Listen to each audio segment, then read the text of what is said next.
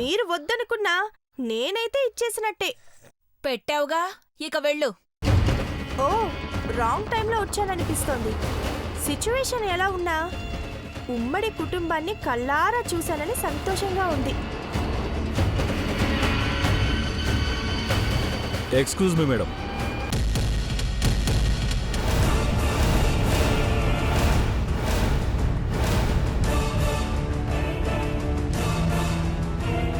ఏంటి ఇన్స్పెక్టర్ గారు, మీ ఇళ్లలో చోట్లేదా? అందరూ ఇక్కడికే వచ్చారు.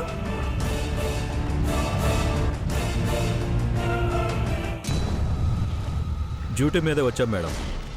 దేవా గారిని అరెస్ట్ చేయాలి.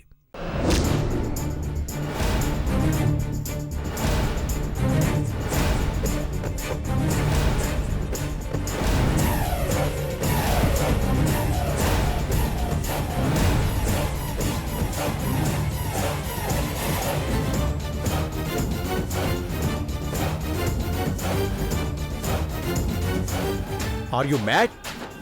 దేవాని అరెస్ట్ చేస్తారా? మతిగాని పోయిందా ఏంటి?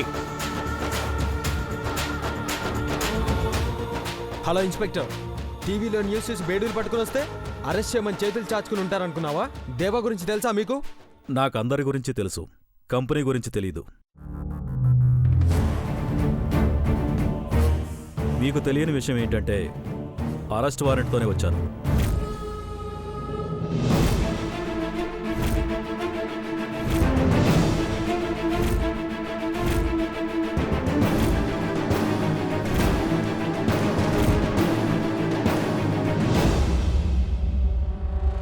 దేవబావా, మిస్టర్ కనకయ్య, 15 ఏళ్ల కిందట ఇలాగే మార్కుల లిస్టు తీసుకొచ్చి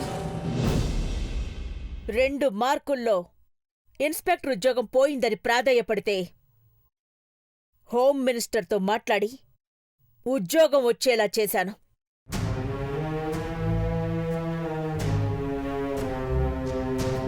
జీవితాంతం రుణపడి ఉంటానని చెప్పిన నువ్వు ఇప్పుడు అరెస్ట్ వారెంట్ పట్టుకుని అరెస్ట్ చేయడానికి వచ్చావు అంటే అయ్యో పాపం అనుకుని 15 ఏళ్ల కిందట పొరపాటు చేశాననిపిస్తోంది.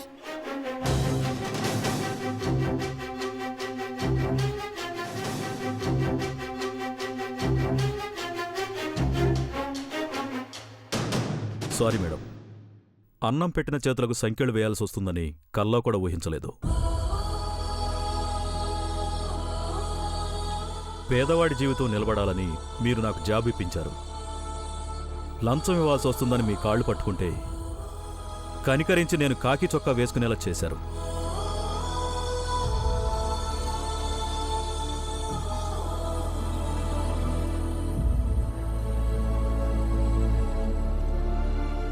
ఆ కృతజ్ఞత కూడా లేకుండా నువ్వెలా వచ్చావు మిస్టర్?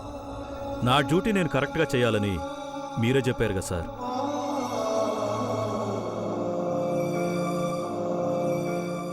అంటే ఇప్పుడు దేవా చేతికి సంకెళ్ళు వేసి పోలీస్ వ్యాన్లో తీసుకెళ్తారా? ఎస్ మేడం, అరెస్ట్ చేయమని కోర్టు ఆర్డర్.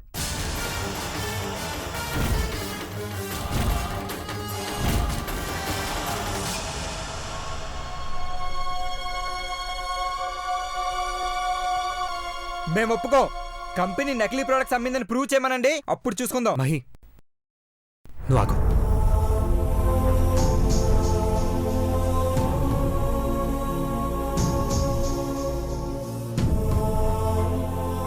ఇన్స్పెక్టర్ గారు,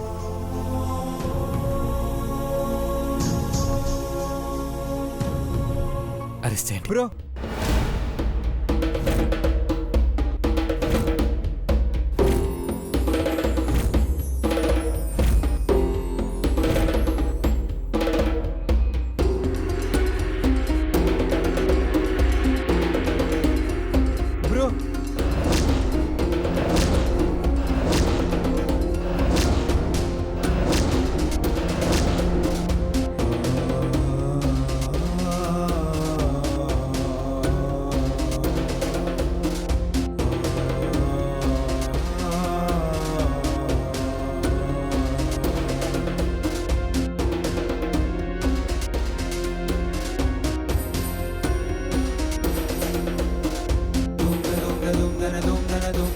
దొంగన